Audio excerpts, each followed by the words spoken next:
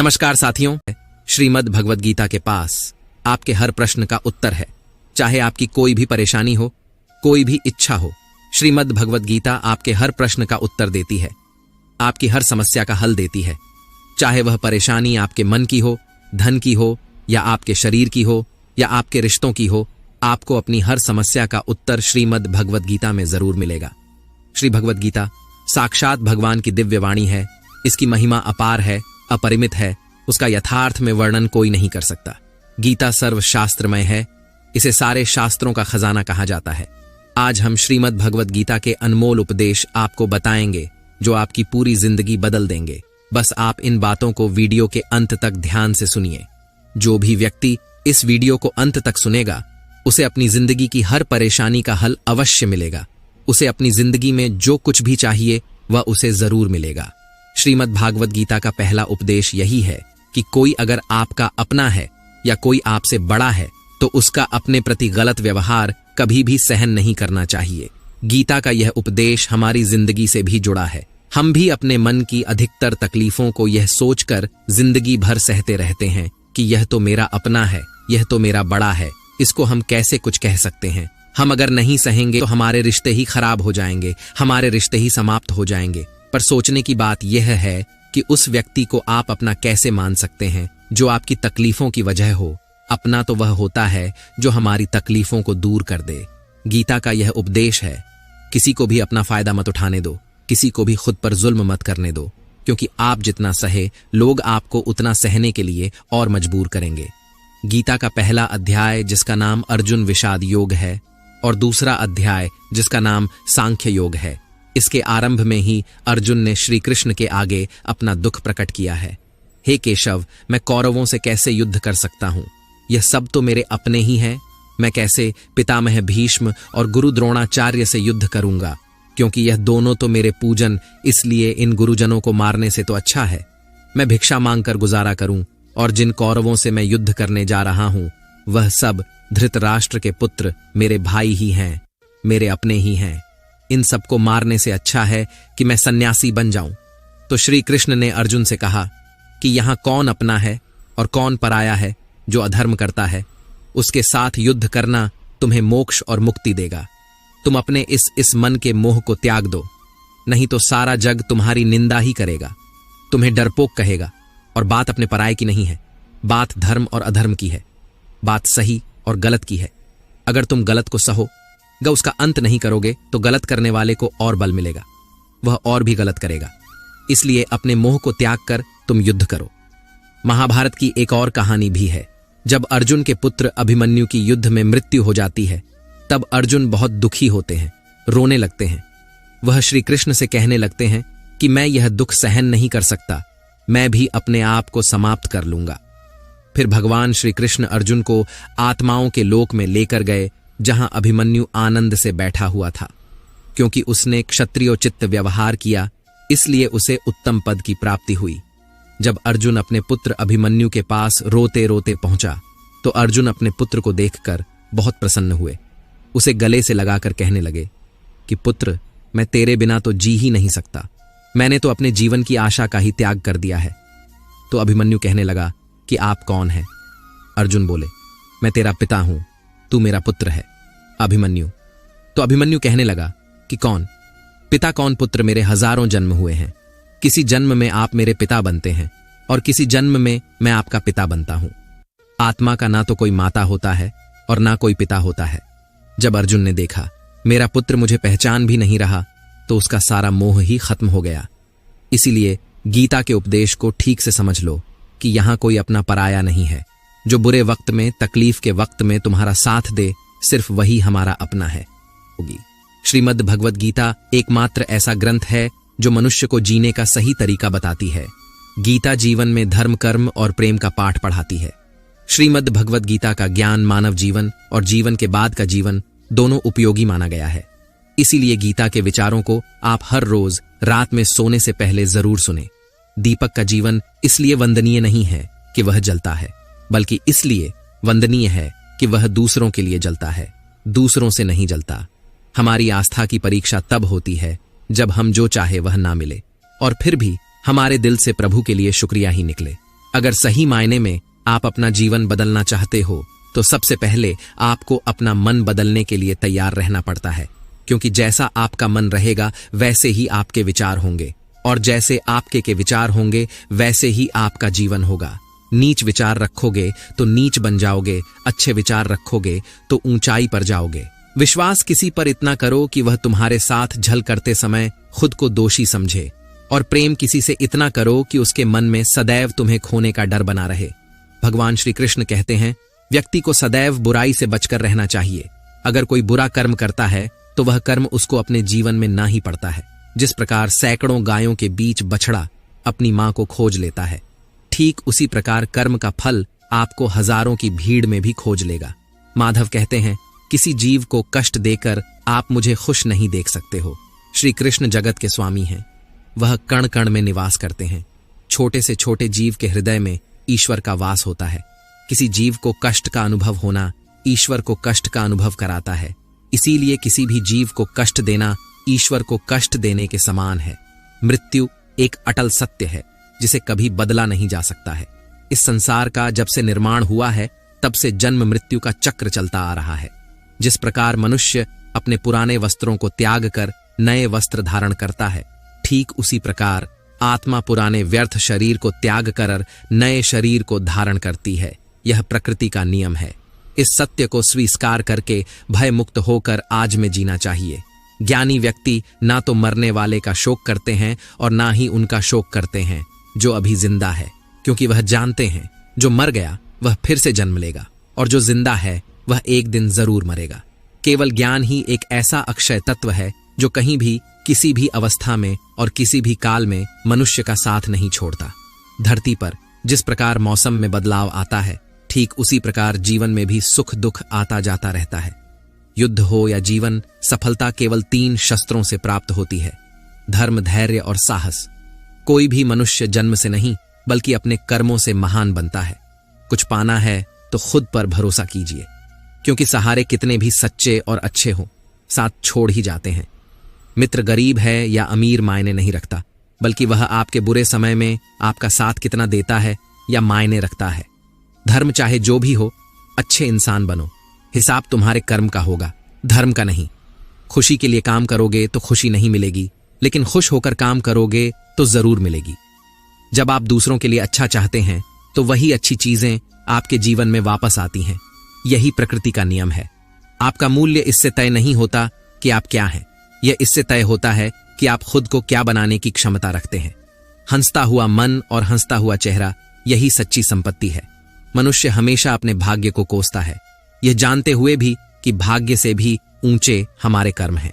कभी कभी लगता है कि अच्छे कार्य करते रहने से उसका फल अच्छा नहीं मिलता और भगवान सारे दुख हमारी ही झोली में डाल देता है, लेकिन ऐसा नहीं है।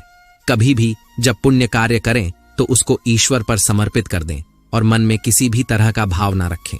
संसार में सब कुछ अंतवसन है, इसलिए पाप और पुण्य भी अंतवसन को प्राप्त होता है। लेकिन पाप और पुण्य में थोड़ा अंतर यह है कि पुण्य का फल यदि हम नहीं चाहते तो उस फल को अस्वीकार करने के लिए स्वतंत्र हैं। इसलिए जो भी हम सत्कर्म करते हैं अंत में प्रभु को समर्पित कर देते हैं। लेकिन यह सवाल उठता है कि क्या भगवान स्वीकार करेंगे? निश्चित स्वीकार करेंगे, क्योंकि भगवान ने स्वयं गीता में अर्जुन से कहा है, हे कुंती पुत्र, तुम जो भी करते हो, जो भी खाते हो, पवित्र यज्ञ अग्नि में जो आहुति डालते हो, जो भी दान देते हो, जो भी तपस्या करते हो, वह सब मुझे अर्पित करते हुए करो। इसलिए जो भी कर्म करें भगवान को समर्पित करने के भाव से करें। इस प्रकार हम जो भी पुण्य कर्म करेंगे ईश्वर को साथ रखकर समष्टि के कल कल्याण की भावना से करेंगे और उसे ईश्वर को समर्पित भी कर देंगे, ताकि उस पुण्य का भी अभिमान ना हो। देखो, पाप लोहे की जंजीर है तो पुण्य सोने की बंधन दोनों में है। लोहे की जंजीर से छूटने का आदमी को मन भी करता है, लेकिन सोने की जंजीर से जो बंधा हुआ हो उसको वह बंधन प्यारा लगने लगता है, उसमें उसको धन नजर आता है, उससे छूटने का मन नहीं करता। गीता में श्री कृष्ण ने कहा है कि पुण्य कर्म मुझे समर्पित कर दे, मुझे अर्पण कर दे, नहीं तो उसके बंधन में बंध होगे। लेकिन जहां तक पाप कर्म की बात है तो कहा गया है कि वह भोगना ही पड़ता है। रामचरितमानस में निषाद राजगुह को राम जी का प्रेम यानी भक्ति मिली। भगवान राम गंगा पार कराने पर जब केवट को उतराई देने लगे तो उसने विनयपूर्वक उसे स्वीकार करने से इनकार कर दिया, तो क्या खाली हाथ लौटाया उसे नहीं? तब भगवान ने केवट को विमल भक्ति का वरदान देकर अनुग्रहित किया।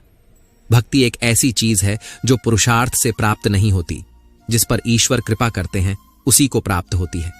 स्वयं महादेव भी रामचरितमानस में भक्ति की ही याचना करते हुए कहते हैं, बार बार बर मागु हर्ष, देहु श्रीरंग पद सरोज अनुपा, भगति सदा सत्संग भक्ति ऐसी है कि परमात्मा जिस पर प्रसन्न होते हैं वह जिसको देना चाहते हैं उसी को मिलती है।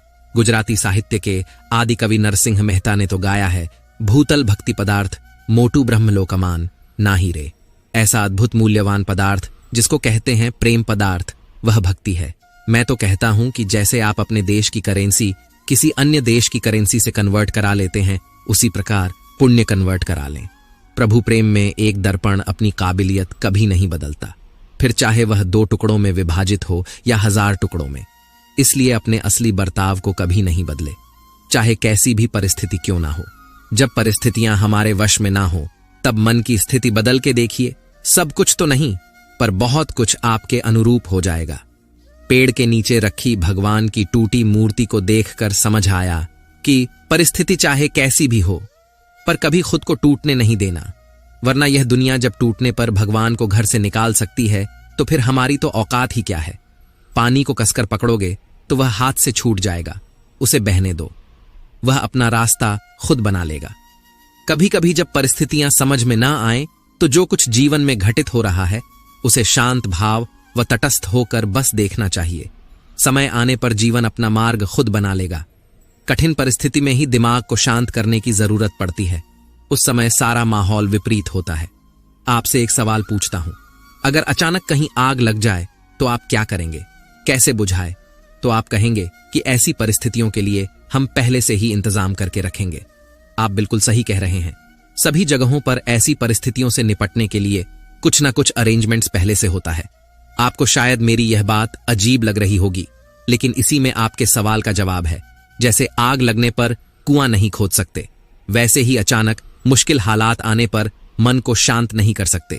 चाहे उस समय कितनी ही मोटिवेशनल स्पीच हमारी सुन लीजिए, वीडियो देख लीजिए, भक्ति भजन कर लीजिए, मन शांत नहीं होगा। अगर पहले से ही मन को सकारात्मक सोच, अध्यात्म और सच्ची भक्ति में लगाया होगा, या फिर मन की तीव्र गति को ध्यान द्वारा साधा होगा, अच्छे लोगों की संगत में रहते होंगे, तभी मन मुश्किल समय में शांत रह सकता है। वरना तो वही पुरानी कहावत की आग लगने पर कुआं नहीं खोदा जाता। इसलिए जब जीवन में सब कुछ सही चल रहा हो, शारीरिक रूप से भी ठीक हो, तभी से मन को शांति के मार्ग में लगा दे, ताकि मुश्किल समय आने पर दिमागी संतुलन बना रहे और बुरे वक्त को ठीक से मैनेज कर सके। जो लोग कठिन परिस्थिति में हाथ पर हाथ रखकर बैठ जाते हैं, उनका दिमाग शांत नहीं रहता है। वे अपने हालत को बदल नहीं पाते हैं। काम करने से बुरे विचार दिमाग में नहीं आते हैं, बल्कि आप काम करने के फल स्वरूप कुछ पाते हैं। यदि यह बुरा हुआ तो अनुभव मिलता है, वरना सफलता के दर्शन होते देर नहीं लगती है। जब हालत विपरीत हो तब आप लंबी गहरी सांस लेने की कोशिश करें। आपका सारा ध्यान आसपास की बुरी बातों से सिमटकर सांसों पर केंद्रित हो जाएगा। आप सिप सिप करके पानी पीने की कोशिश करें। आप खाली ना रहे, कोई मनपसंद काम करें। खाली दिमाग शैतान का घर होता है। समय पर भरोसा रखें। आज तक कोई ऐसी रात नहीं हुई जिसका सवेरा ना हुआ हो। जंगल में लगी बड़ी से बड़ी आग भी एक दिन शांत हो ही जाती है। कुछ ना कुछ नया सीखते पढ़ते रहे। यह इन परिस्थितियों के उपहार स्वरूप आपको हमेशा याद रहेगा। आत्मचिंतन मनन करने का यही समय होता है, क्योंकि जब दरवाजे खुलने लगेंगे तो फिर दौड़ शुरू हो जाती है। यह समझिए, ईश्वर ने सबसे मुश्किल रोल के लिए आप जैसे बेहतर कलाकार को चुना है। हर घटना के पीछे प्रकृति का कोई प्रयोजन होता है। इस समय को टिक टिक करती घड़ी की सुई की तरह लें। सभी को अपने हिस्से का सुख या दुख स्वयं ही तो भोगना होता है। सुख में तो फिर भी सभी मिलेंगे लोग आसपास आपको, लेकिन दुख में कोई नहीं आता मदद करने, सभी दूर खड़े रहते हैं। और कई बार तो हम दुख में खुद को बिल्कुल अकेला पाते हैं। पर शायद यह सोचना भी पूरी तरह से सही नहीं है। ईश्वरीय शक्ति तो है ना हमारे आसपास, हमारे साथ। बस आवश्यकता होती है तो उन शक्तियों को पहचानने की। बस एक बार कुछ फुर्सत के पल निकालकर उन्हें दिल से याद तो कीजिए, वे अवश्य आते हैं हमारी मदद करने। जब दुखों से हार जाओ तो घबराने से कुछ नहीं होगा। तुम्हारा जीवन इतना संघर्ष भरा क्यों हुआ? जरा यह तो सोचो, लोग तो यह भी कहते हैं अगले पिछले कर्म ऐसे होंगे, तभी तो इतना दुख मिला है। नहीं पगले, बिल्कुल नहीं, बल्कि तुम इस कार्य के लिए चुने गए हो। उस प्रभु के द्वारा तुम में इतनी क्षमता है कि तुम सहन कर सकते हर कष्ट, हर दर्द, विपरीत परिस्थितियों में भी जो ना टूटे, खरा सोना बनकर निकले। ऐसे हो तुम। कई बार हम सोचते हैं बस बहुत हुआ, अब नहीं होगा कुछ, हमसे तो सोचो। क्या किसी ने कहा है तुमसे ये सब सहन करने के लिए? नहीं, न जीते तो सभी हैं और एक दिन चले भी जाते हैं इस दुनिया से। तो क्या ऐसा जीवन भी कोई जीवन है? जब तक कि कोई संघर्ष ना हो, आपको अपने विचारों पर नियंत्रण रखने की जरूरत नहीं है। आपको बस उन्हें अपने ऊपर नियंत्रण करने देना बंद करना होगा। एक व्यक्ति शांत मन के जितना करीब आता है, वह मजबूती के उतना ही करीब होता है। मन पानी की तरह है, जब यह अशांत होता है तो देखना मुश्किल हो जाता है, जब यह शांत होता है तो सब कुछ स्पष्ट हो जाता है। अपनी आंखें बंद करें, कुछ देर के लिए अपना दिमाग बंद करें, क्योंकि वहां एक शांत भूमि है जो आपकी उपस्थिति का इंतजार कर रही है। कभी कभी समुद्र के शांत होने की प्रतीक्षा करने का समय नहीं होता है। यदि आपको अपने लक्ष्य तक पहुंचना है तो अपनी यात्रा शुरू करें और तूफान को अपना रास्ता बनने दें। प्रतीक्षा कर रहे हो तो अंत में सब कुछ ठीक हो जाएगा। जब आप आंतरिक शांति का अनुभव करते हैं तो आप स्वीकार करते हैं कि आप कौन हैं। आपकी ताकतें, खामियां, इच्छाएं, सपने, वह सब कुछ जो आपको विशिष्ट रूप से आप बनाता है। आप अपने आसपास की दुनिया और सामने आ रही स्थितियों को अधिक स्वीकार करने का अनुभव करते हैं, जिससे चिंता और तनाव का आप पर कम नकारात्मक प्रभाव पड़ता है। सामने खड़े व्यक्ति की उम्र और बुद्धि से किसी के मन की बात पता लगाना संभव नहीं है। मन की बात सिर्फ प्यार और सहानुभूति से ही जानी जा सकती है। यदि आप पॉजिटिव रहना चाहते हैं तो अपना अधिक समय उन्हीं के साथ बिताएं जो आपको खुश रखते हैं, या फिर उनके साथ जो आपको प्रभावित करें। हारा हुआ खेल दोबारा तो खेला जा सकता है, लेकिन एक बार जो मन से हार गया वह कभी जीत नहीं सकता।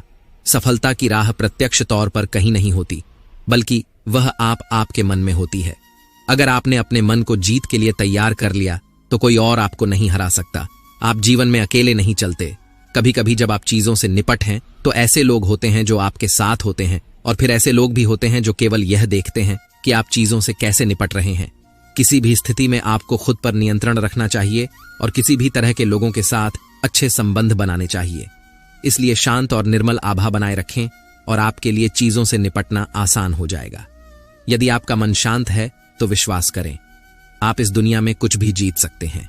ऐसा इसलिए है क्योंकि आप अपने कर्मों का उपयोग करने में सक्षम होंगे और चमत्कार के अलावा कुछ नहीं देंगे, और दुनिया आश्चर्य के सामने झुकती है।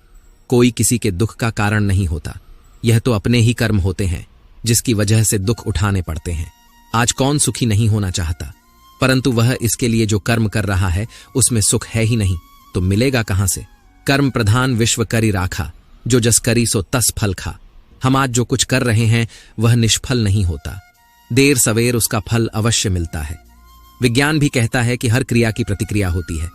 आग में यदि हाथ डाला जाए तो हाथ तुरंत जल जाता है, परंतु एक वृक्ष का बीज आज बोया गया तो उसमें फील आने में कई वर्ष लग जाएंगे, पर फल मिलेगा अवश्य।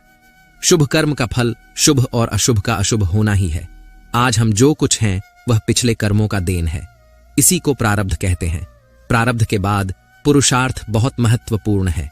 हम जो कुछ बनना चाहते हैं या जिस क्षेत्र में आगे बढ़ना चाहते हैं उसमें अपने पुरुषार्थ की महत्वपूर्ण भूमिका होती है। साथ ही साथ ईश्वरीय कृपा, ईश्वर अनुकूल या प्रतिकूल परिस्थितियां देता है। उन परिस्थितियों से अपनी बुद्धि और सामर्थ्य के बल पर निपटना तो आपको ही होगा। दैवीय शक्तियां पुरुषार्थ वालों की ही मददगार होती हैं, निठल्ले आलसी और लोगों की नहीं। गीता में भगवान कृष्ण ने योगक्षेम मांगा है। भगवान पर पूर्ण रूप से आश्रित होकर देखिए। श्रद्धा और विश्वास के साथ भगवान से निकटता बढ़ाने पर वे सब जिम्मेदारी स्वयं वहन करते हैं। जीवन यापन की सारी वस्तुएं भगवान द्वारा प्रदत्त हैं, पर आलसी कामचोर उसे नहीं पा सकता। मनुष्य को ईश्वर ने असीमित शक्ति दी है, बुद्धि और पुरुषार्थ दिया है, जिसके बल पर क्या हासिल नहीं किया जा सकता। भय और अतृप्त वासना ही समस्त दुखों की जड़ है। जीवन भर मनुष्य जीविका के प्रपंच में उलझा रहता है। मैं और मेरा, तू और तेरा का जाल बुनकर स्वयं उसी में उलझा हुआ अनेकों प्रकार के अनैतिक कर्मों में लगा रहता है। भविष्य के भय को सोचकर अपना वर्तमान भी बिगाड़ लेता है और श्रेय मार्ग को छोड़कर प्रेय मार्ग का अनुगामी हो जाता है, जिसमें दुख के सिवा कुछ है ही नहीं। इस मार्ग पर चलने वाले लोग जीवन की सत्यता, मृत्यु को भी नकारने लगते हैं और भविष्य के लिए नैतिक अनैतिक तरीका अपना करर संग्रह में लगे रहते हैं। लोभ, मोह और स्वार्थ से ऊपर उठे बिना सच्चे सुख की कल्पना नहीं की जा सकती। सच्चा सुख तो त्याग की राह पर चलकर पाया जा सकता है।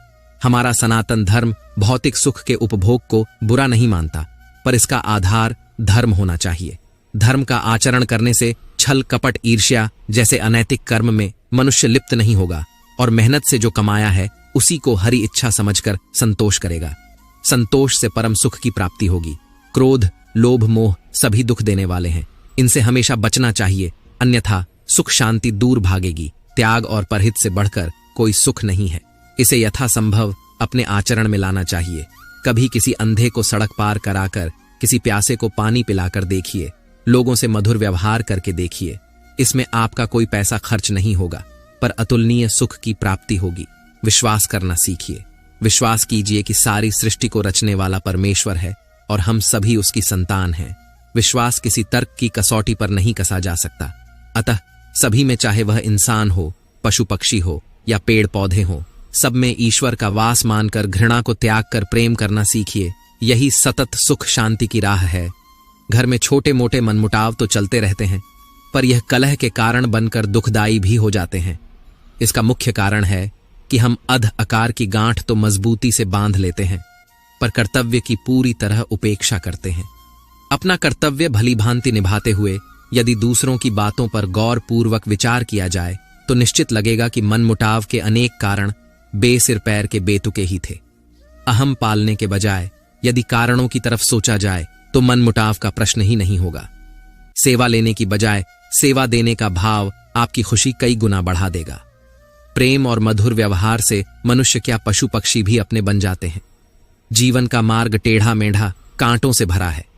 जीवन कोई फूलों की सेज नहीं है जो आसानी से पार हो जाए। हमें इसी उतार चढ़ाव के जीवन में स्वयं को कैसे आगे बढ़ाना है, यही विचारणीय है। परिस्थितियां तो आपको हंसाएगी भी और रुलाएगी भी, पर अपने संतुलन को नहीं खोना। हर स्थिति परिस्थिति का सामना करते हुए चलते चले जाओ। भगवान कृष्ण ने गीता में यही उपदेश दिए हैं कि विपरीत परिस्थितियों में भी संतुलन बनाकर जीवन के मार्ग पर कैसे बढ़ते जाना है। पहली बात तो यही कि अपने नियमों में दृढ़ बनिए, अनुशासन का पालन कीजिए और छोटी छोटी बातों में उलझकर समय व्यर्थ नहीं करना। यह समझिए कि जीवन बहुत मूल्यवान है। जो समय निकल गया वह लौटकर नहीं आ सकता। इसलिए व्यर्थ की बातों में अपना समय और शक्ति ना बर्बाद करें। अपने जीवन का कोई एक लक्ष्य निर्धारित कीजिए, क्योंकि लक्ष्यहीन जीवन का कोई मूल्य नहीं। जब आपके सामने कोई लक्ष्य होता है तो व्यक्ति को दिशा भी मिलती है और कुछ करने का उत्साह भी। वैर भाव, ईर्ष्या, क्रोध या जब ऐसे दुर्गुण हैं जो आपकी प्रगति में बाधक है, इस सब से हमें दूर रहना है। यदि आप किसी के साथ वैर भाव या बदला लेने की भावना लेकर चलते हैं तो आप अपनी ऊर्जा का स्वयं ही ह्रास कर रहे होते हैं। सुगुणों को एकाएक करके बाहर निकालना है और सद्गुणों को अपने अंदर भरते जाना है, क्योंकि बुरी आदतें हमारे अंदर किराएदार बनकर आती हैं और फिर मालिक बनकर बैठ जाती हैं। वो लगातार चेक करते रहिए कि कहीं मैं गलत दिशा में तो नहीं जा रहा। आत्मचिंतन ही एक ऐसा आईना है जो आपको आपकी बुराइयों से अवगत कराता है, क्योंकि किसी के कहने से आप नहीं मानेंगे। स्वयं का निरीक्षण करते रहिए और धीरे धीरे अपने व्यक्तित्व को निखते रहिए। अध्यात्म से जुड़कर आप अपने को बहुत ऊंचा उठा सकते हो, क्योंकि जिस व्यक्ति के जीवन में धर्म नहीं, भक्ति नहीं, वह तो पशुवुलु है, तो साधारण मनुष्य भी असाधारण हो जाता है। अपने जीवन को संतुलित करना, नियमों से बांधना, आध्यात्मिक होना, ध्यान, पूजा पाठ, हर चीज के लिए समय निर्धारित करके चलना, मन में नकारात्मक विचारों को न आने देना, सब शुभ को ही अपनी ओर आमंत्रित कीजिए। यही शांति का मूल मंत्र है। सनातन धर्म में कर्म कार्य कारण के सिद्धांत से जुड़ा हुआ है। कर्म का अर्थ है कोई कार्य या क्रिया जिसके आधार पर अन्य प्रतिक्रियाएं या परिणाम निकलते हैं। मनुष्य के अच्छे कर्म का अच्छा प्रभाव और उसके बुरे कर्म का बुरा प्रभाव देते हुए पूर्व जन्मों का एक चक्र बन जाता है, क्योंकि कुछ कर्म ऐसे होते हैं जिनका भुगतान उस जन्म में नहीं होता। इस तरह इस चक्र में अगले जन्म में उन कर्मों का फल भुगतना ही होता है। वहीं कार्य कारण सिद्धांत का संबंध न केवल भौतिक युग से होता है, बल्कि हमारे द्वारा किए जा रहे कार्यों, सोचे जा रहे विचारों, कहे जा रहे शब्दों तक पर यह लागू होता है।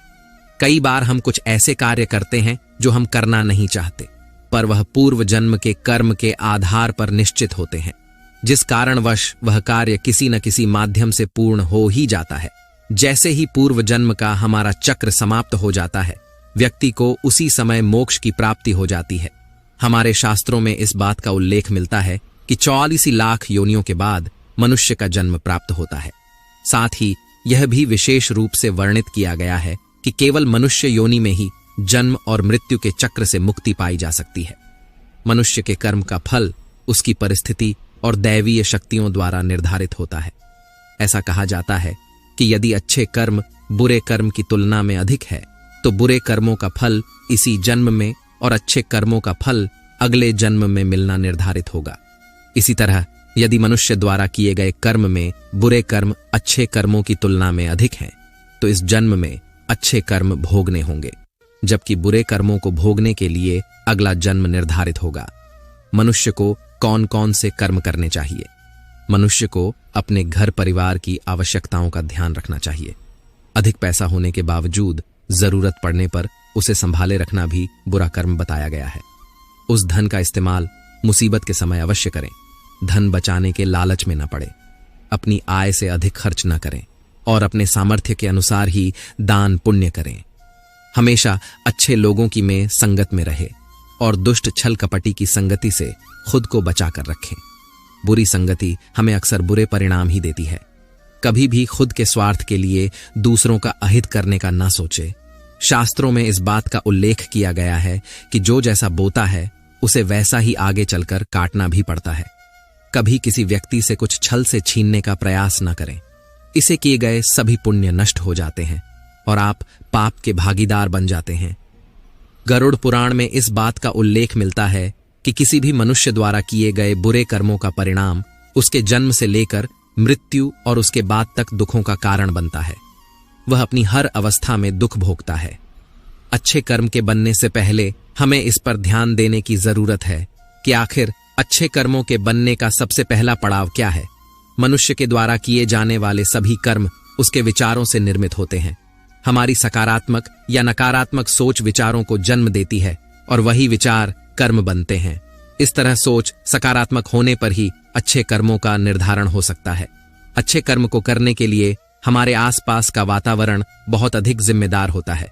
कहा भी जाता है कि जैसा वातावरण वैसे हम इसलिए कोशिश करें कि अपने घर का वातावरण और शरीर का आभा मंडल सकारात्मक बनाए रखें। मृत्यु के पश्चात हमारे भीतर संग्रहित हुए कुछ कर्म अगले जन्म में चले आते हैं। उसे प्रारब्ध कहते हैं।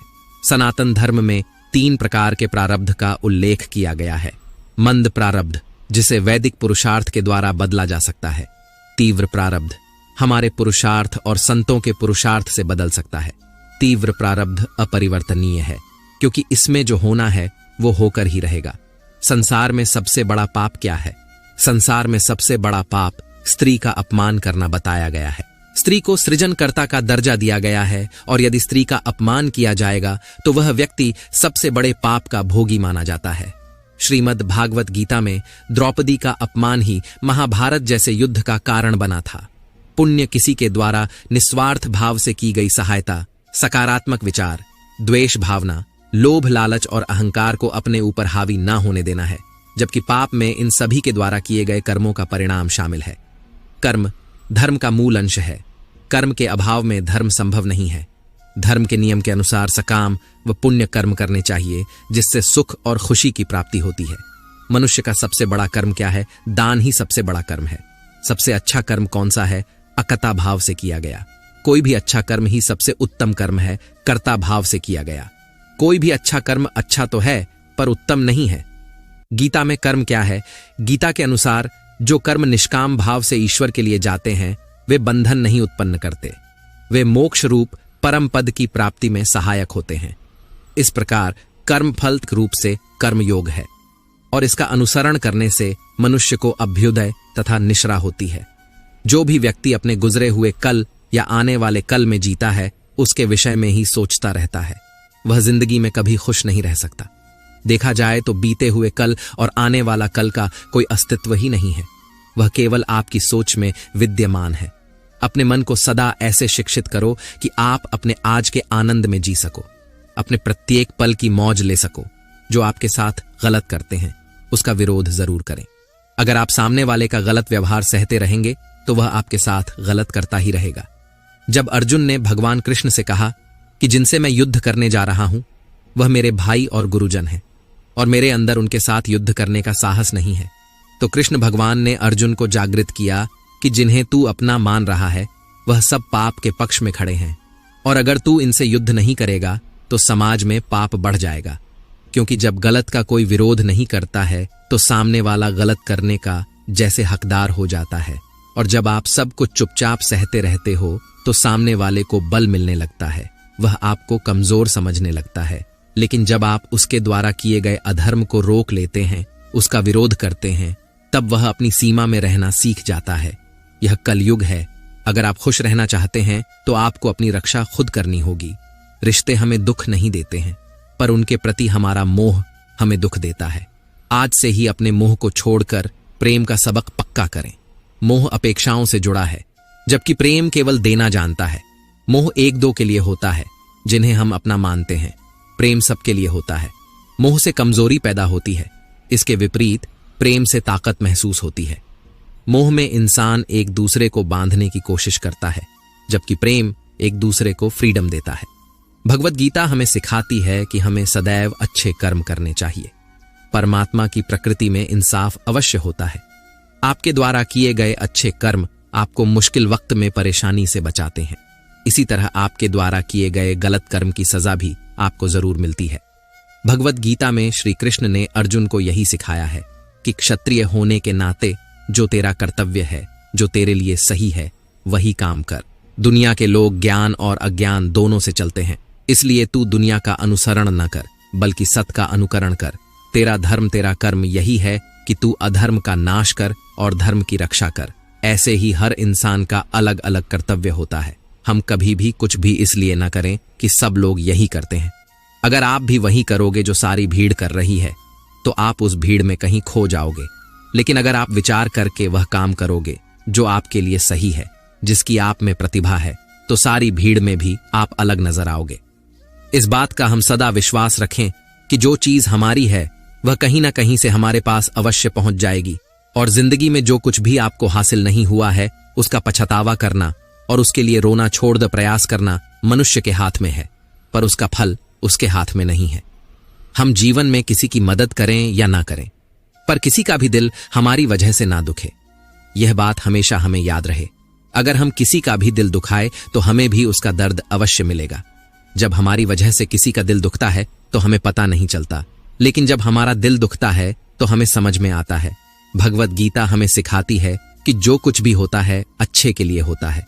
जो हो रहा है उसमें भी कोई भलाई अवश्य है, और जो होगा उसमें दृढ़ विश्वास रखें ही अच्छा ही होगा।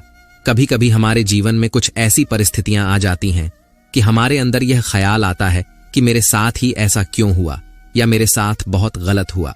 लेकिन जब वक्त गुजर जाता है तब हमें एहसास होता है अगर हमारे साथ यह सब नहीं हुआ होता तो आज हम इस मुकाम पर नहीं होते। मनुष्य को किसी भी चीज की अति नहीं करनी चाहिए, ना किसी से अति का राग, ना किसी से अति का वैर। हद से ज्यादा आराम आपको आलसी बना सकता है, और हद से ज्यादा खाना आपको बीमार कर सकता है। बहुत ज्यादा भूखा रहना भी खराब है। पूरी नींद, पूरा विश्राम, पूरा भोजन हर व्यक्ति के लिए जरूरी है। जीवन को सदा संतुलन के साथ जीना चाहिए। चाहे आपके पास कितनी भी शक्ति क्यों ना हो, लेकिन सत्य और ईश्वर जिसके साथ खड़े हो जाएं, उसे दुनिया की कोई भी ताकत नहीं हरा सकती। अर्जुन धर्म युद्ध लड़ रहे थे, भगवान कृष्ण उनके साथ थे और उनकी जीत निश्चित थी। महाभारत के युद्ध में यह उदाहरण स्पष्ट नजर आता है। मनुष्य को सदा धर्म के मार्ग का अनुसरण करना चाहिए। अर्जुन युद्ध नहीं करना चाहता था क्योंकि सामने उसके पितामह और गुरुजन थे, लेकिन श्री कृष्ण ने उसे ज्ञान दिया कि यहां पर बात तेरे अधिकारों की है। भरी सभा में द्रौपदी के साथ किया गया अपमान, पांडवों के साथ हुआ अधर्म, सहने योग्य बात नहीं है। जैसे हमें गलत करना नहीं चाहिए, ऐसे ही गलत सहना भी बड़ा पाप है, फिर चाहे वह अपना ही क्यों ना हो। जो भी व्यक्ति श्रीमद् भगवद गीता से मिलने वाली इन सीखों का मनन चिंतन करेगा, इनके महत्व को समझेगा, वह जिंदगी की हर परिस्थिति को स्थिरता के साथ पार कर पाएगा। जीवन में आने वाले मुश्किल समय में भी उसे राह अवश्य मिलेगा। जब समय विपरीत हो तब शांत रहना ही सही होता है। अशांति तभी आती है जब सब कुछ आपकी इच्छा अनुसार नहीं होता है अथवा कुछ भी आपके हिसाब से नहीं होता है। शांत रहने के लिए आपको बहुत कुछ छोड़ना होगा, अच्छे से समझना होगा कि सब कुछ आपके हिसाब से नहीं होगा, और इसके अलावा किसी से भी कोई उम्मीद ना रखें। जब हम किसी से कोई उम्मीद करते हैं और वह पूरी नहीं होती तब दुख होता है और सोच सोच कर मन अशांत रहने लगता है, और जब मन अशांत रहता है तो कुछ भी अच्छा नहीं लगता और व्यक्ति शक्तिहीन सा महसूस करने लगता है। इसके अलावा इस बात से बहुत दूर रहे कि कोई क्या कर रहा है, क्यों कर रहा है, कैसे कर रहा है। कोई भी व्यक्ति जितना बता दे उतना ही सुन ले, उसके आगे कुरेद की आवश्यकता नहीं है। अपने धर्म के अनुसार अपने प्रभु से मन लगाएं, प्रभु में विश्वास रखें, जो कुछ सुलभ है उसी में खुश रहना सीखें। अपनी सेहत का ध्यान रखें। आप जितना प्रकृति के नजदीक होंगे उतना ही आप खुद में शांति की अनुभूति करेंगे। आप किसी नदी, किसी पर्वत पर भी जा सकते हैं। आप ध्यान द्वारा भी शांति प्राप्त कर सकते हैं। मन का बेचैन होना उसका स्वभाव है। हमारे मन को लगता है कि अगर वह अलग अलग बातों के बारे में सोचता रहेगा तो हमें आने वाली हर मुश्किल और मुसीबत से बचा लेगा, पर ऐसा होता नहीं है। हम अपने जीवन का काफी अधिक समय सोच विचार करके परेशान होने में निकाल देते हैं। भगवान श्री कृष्ण कहते हैं कि मन का यह स्वभाव बदलना मुश्किल जरूर है, असंभव नहीं। अच्छा, अब आप एक बात बताइए, क्या आप कोई को कह सकते हैं कि वह कांव कांव की आवाज ना करें? या फिर क्या आप किसी मेंढक को कह सकते हैं कि वह पानी देखते ही ऊंची छलांग ना मारे? हमारे मन का भी कुछ ऐसा ही है। जीवन में कुछ भी होता है, अच्छा या बुरा, हमारा मन उस पर काव्य कांव करने लगता है। कांव कांव से मेरा मतलब है चिंता करना। व्याकुल होना कोई बुरी बात होती भी नहीं है, और मन परेशानी की ऊंची ऊंची लपटें लेने लगता है। कभी कभी तो मुझे ऐसा लगता है कि हम में से कई लोग सिर्फ परेशान होने के लिए जीते हैं। सारी परेशानी, पीड़ा, दुविधा अक्सर हमारी मन की बनाई हुई कहानियां होती हैं। हमारे मन को शांत और स्थिर करने के लिए दो उपाय देते हैं। पहला, ध्यान न लगाना या मेडिटेटर। दूसरा, वैराग्य भाव सीखना। अब ध्यान या मेडिटेशन शब्द सुनते ही आप में से कई लोग कहेंगे कि आप आंख बंद कर सांसें अंदर बाहर नहीं ले सकते। यहां हम सब गलती कर बैठते हैं। मेडिटेशन या ध्यान का मतलब सिर्फ आंख बंद कर बैठना नहीं होता। मेडिटेशन का मतलब होता है अपना पूरा ध्यान किसी चीज पर लगाना और उसे हटने नहीं देना। अगर आप रोटी बना रहे हैं तो सिर्फ उस बात पर ध्यान दीजिए। अगर आप पिक्चर देख रहे हैं तो अपना पूरा ध्यान पिक्चर पर लगाएं। यह मत सोचिए कि पिक्चर या रिजल्ट निकलेगा, उसकी चिंता ना करें। अगर इंसान सुख दुख की चिंता से ऊपर उठ जाए तो आसमान की ऊंचाई भी उसके पैरों तले आ जाए। अपने मन की किताब किसी ऐसे व्यक्ति के पास ही खोलना जो पढ़ने के बाद आपको समझ सके। जीवन जितना सादा रहेगा, तनाव उतना ही आधा रहेगा। भरोसा तो अपनी सांसों का भी नहीं है और हम इंसान पर करते हैं। याद रखो, जिन तारों में करंट नहीं होता उन पर लोग कपड़े सुखा दिया करते हैं। मुसीबत में फंस जाने पर मनुष्य को गृह दोष, वास्तु दोष, पितृदोष सब दिखाई देने लगते हैं। केवल खुद का दोष नहीं दिखाई देता। खुद को मिटाकर भी रख दोगे तब भी यह दुनिया आपसे खुश नहीं होगी। इसीलिए वह करो जो आपका दिल चाहे, वह मत करो जो दुनिया चाहती है, क्योंकि दुनिया की पसंद को बदलने में वक्त नहीं लगता है। धन से हम जीवन की सारी सुख सुविधा तो हासिल कर सकते हैं, पर जीवन में सुकून केवल अच्छे कर्मों से ही मिलता है। लगातार हो रही असफलताओं से निराश नहीं होना चाहिए, क्योंकि कभी कभी गुच्छे की आखिरी चाबी भी ताला खोल देती है। रिश्ते चाहे कितने ही बुरे हों, उन्हें तोड़ना मत, क्योंकि पानी चाहे कितना भी गंदा हो, अगर प्यास नहीं बुझा सकता तो आग तो बुझा ही सकता है। जिंदगी में एक ऐसे इंसान का होना बहुत जरूरी है जिसको दिल का हाल बताने के लिए लफ्जों की जरूरत नहीं पड़ती। शायद उसे ही परमात्मा कहते हैं। ईश्वर से कुछ मांगने पर ना मिले तो उससे नाराज ना होना, क्योंकि ईश्वर वह नहीं देता जो आपको अच्छा लगता है, बल्कि वह देता है जो आपके लिए अच्छा होता है, जिनसे कोई उम्मीद नहीं होती। अक्सर वही लोग बुरे वक्त में साथ निभा जाते हैं। शक का कोई इलाज नहीं, चरित्र का कोई प्रमाण नहीं, मौन से बेहतर कोई साधन नहीं, और शब्द से तीखे कोई बाण नहीं। आज के इंसान को ना कायदे पस है और ना ही वायदे पसंद है, उसे तो सिर्फ फायदे पसंद है। फिर से प्रयास करने से मत घबराना, क्योंकि इस बार शुरुआत शून्य से नहीं, अनुभव से होगी। खुद को इतना सरल मत बनाओ कि हर कोई आपका इस्तेमाल कर ले। जब भी आपसे कोई चीज छिन जाए तो समझ जाओ कि वह कुदरत आपको पहले से कुछ बेहतर देना चाहती है। अगर रिश्ता पक्का रखना हो तो नाराजगी कच्ची रखनी चाहिए। वो आदमी वास्तव में बुद्धिमान है जो क्रोध में भी कभी गलत बात मुंह से नहीं निकलता है। लोग आपके बारे में क्या सोचते हैं यह जरूरी नहीं है, बल्कि आप खुद के बारे में क्या सोचते हैं यह बहुत जरूरी है। किसी के साथ अच्छे समय में बैठना बहुत सरल है, लेकिन मुश्किल समय में साथ खड़े रहना बहुत मुश्किल होता है। जिंदगी में कुछ फैसले हमें खुद लेने पड़ते हैं और कुछ हमारी तकदीर को। बस अंतर तो सिर्फ इतना है, तकदीर के फैसले हमें पसंद नहीं आते और हमारे फैसले तकदीर पसंद नहीं करती। कोई भी व्यक्ति हमारा शत्रु और मित्र बनकर संसार में नहीं आता। हमारा व्यवहार और हमारे शब्द ही लोगों को हमारा शत्रु और मित्र बनाते हैं। दुख जीवन में इसलिए आते हैं ताकि हम सुख का महत्व समझ सकें। हर दर्द सबक देता है और हर सबक इंसान को बदल देता है। आप चाहकर भी अपने प्रति लोगों की धारणा को कभी नहीं बदल सकते। इसीलिए सुकून से अपनी जिंदगी जियो और खुश रहो। भूल होना प्रकृति है, मान लेना संस्कृति है और उसे सुधार लेना प्रगति है।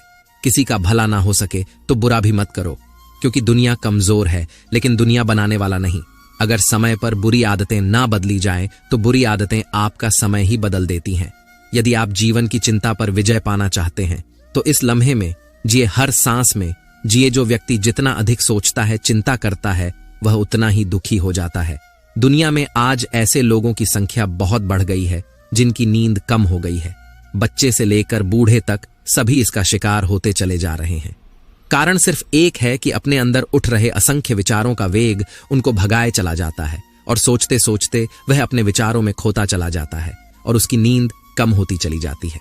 मन दौड़ता चला जाता है। एक बार की बात, हरी भरी पहाड़ियों के बीच बसा एक शांत मठ। सूरज क्षितिज पर अस्त होता है, जिससे आसपास के वातावरण पर गर्म चमक फैल जाती है। मठ के अंदर एक युवा शिष्य इलेक्स गहरी सोच में डूबा हुआ बैठा है। वह आगे पीछे चलता है, स्पष्ट रूप से किसी चीज से परेशान है। अचानक मठ के बुद्धिमान गुरुजी कमरे में प्रवेश करते हैं। इलेक्स, मेरे प्रिय शिष्य, तुम्हें क्या परेशानी हो रही है?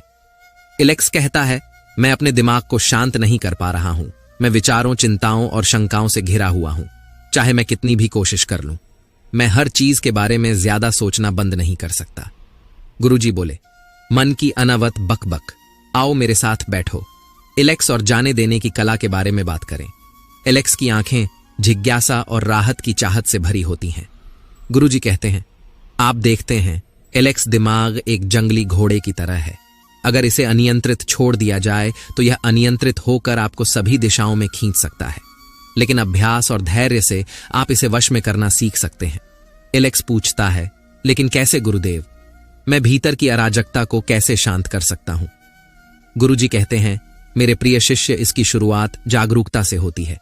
पहचाने कि आपका दिमाग कब अत्यधिक सोचने के दायरे में भटकने लगता है। उन विचारों को स्वीकार करें, लेकिन उन्हें आप पर हावी ना होने दें। इलेक्स ने गुरुजी की बुद्धि को स्पंज की तरह सख्ते हुए सिर हिलाया। गुरुजी कहते हैं, अब अपनी आंखें बंद करें और गहरी सांस लें। प्रत्येक सांस लेते और छोड़ते समय अपनी छाती के उत्थान और पतन को महसूस करें। अतीत को जाने दो, भविष्य पर अपनी पकड़ छोड़ो और वर्तमान क्षण के प्रति समर्पण कर दो। इलेक्स गुरु के मार्गदर्शन का पालन करता है। उसकी सांसें धीमी हो जाती हैं, उसका दिमाग शांत हो जाता है। गुरुजी कहते हैं, इस क्षण में शांति है, इस क्षण में स्पष्टता है। इसे गले लगाओ, क्योंकि वर्तमान की शांति में तुम्हें वे उत्तर मिलेंगे जिनकी तुम तलाश कर रहे हो। इलेक्स ने अपनी आंखें खोली। शांति का एक नया एहसास उस पर हावी हो गया। इलेक्स कहता है, मुझे हल्का महसूस हो रहा है, मानो मेरे कंधों से कोई बोझ उतर गया हो। मुझे रास्ता दिखाने के लिए धन्यवाद गुरुजी। गुरु कहते हैं, याद रखें, ज्यादा सोचना परछाई का पीछा करने जैसा है। जितना अधिक तुम उनका पीछा करते हो, वे उतना ही दूर खिसक जाते हैं। लेकिन जब आप जाने देना और जीवन के प्रवाह के प्रति समर्पण करना सीख जाते हैं, तो आप पाएंगे कि सब कुछ सहजता से अपनी जगह पर आ जाता है। एलेक्स मुस्कुराता है। उसका हृदय कृतज्ञता से भर जाता है, क्योंकि वह अपने प्रिय गुरु की बुद्धिमत्ता को स्वीकार करता है। और इस तरह एलेक्स ने अपने बुद्धिमान गुरु से जाने देने का अमूल्य सबक सीखा। उस दिन के बाद से उन्होंने हर पल को उपस्थिति और कृतज्ञता के साथ स्वीकार किया, यह जानते हुए कि सच्ची शांति भीतर से आती है। आइए हम सभी अपने मन की बेचैन करने वाली बातचीत को शांत करना सीखें और वर्तमान क्षण की शांति में सांत्वना पाएं। चिंताएं, परेशानियां, दुख और तकलीफें पर परिस्थितियों से लड़ने से नहीं दूर हो सकती। वे दूर होंगी अपनी अंदरूनी कमजोरी दूर करने से, जिसके कारण ही वे सचमुच पैदा हुई हैं।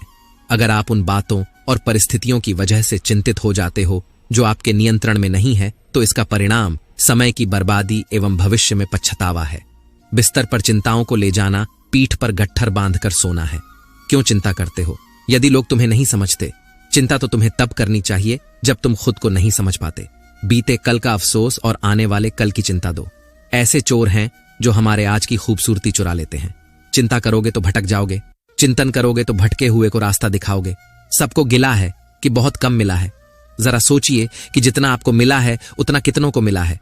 आप कितनी ही चिंता क्यों ना कर ले, चिंता से एक छोटी सी समस्या भी हल नहीं होगी। अगर तुम्हें नींद नहीं आ रही तो उठो और कुछ करो, बजाय लेटे रहने और चिंता करने के। नींद की कमी नहीं, चिंता तुम्हें नुकसान पहुंचाती है।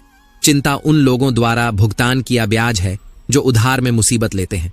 अक्सर हमें थकान काम के कारण नहीं, बल्कि चिंता, निराशा और असंतोष के कारण होती है। लोग क्या सोचेंगे, इस बात की चिंता करने की बजाय क्यों ना कुछ ऐसा करने में समय लगाएं जिसे प्राप्त करने पर लोग आपकी प्रशंसा करें। चिंता एक काली दीवार की भांति चारों ओर से घेर लेती है, जिसमें से निकलने की फिर कोई गली नहीं। सूझ कार्य की अधिकता मनुष्य को नहीं मारती, बल्कि चिंता मारती है। जिंदगी की चिंताएं ज्यादा बड़ी नहीं होती, हमारी सोच ही उन्हें बड़ा बना देती है। चिंता और डर से मुक्त रहने का सबसे बड़ा उपाय है सकारात्मक सोच और आत्मविश्वास। चिंता से छुटकारा पाने का तरीका है विश्राम करें, मुस्कान करें और आगे बढ़े लोगों को इंप्रेस करने की कोशिश मत कीजिए। आप खुद को इंप्रूव कीजिए, लोग अपने आप इंप्रेस हो जाएंगे। अगर जिंदगी का हर दाम जीतना चाहते हो तो बल से ज्यादा बुद्धि का उपयोग करना सीखो, क्योंकि बल लड़ना सिखाता है और बुद्धि जीतना सिखाती है। अहंकार के अंधे इंसान को ना तो अपनी गलतियां दिखाई देती हैं और ना ही दूसरे इंसानों में कुछ अच्छाई दिखाई देती है। जो लोग दूसरों को हर समय नीचा दिखाते रहते हैं, उनको यह एहसास नहीं है कि वह ऐसा करके खुद कितना नीचे गिर रहे हैं। खुद में झांकने के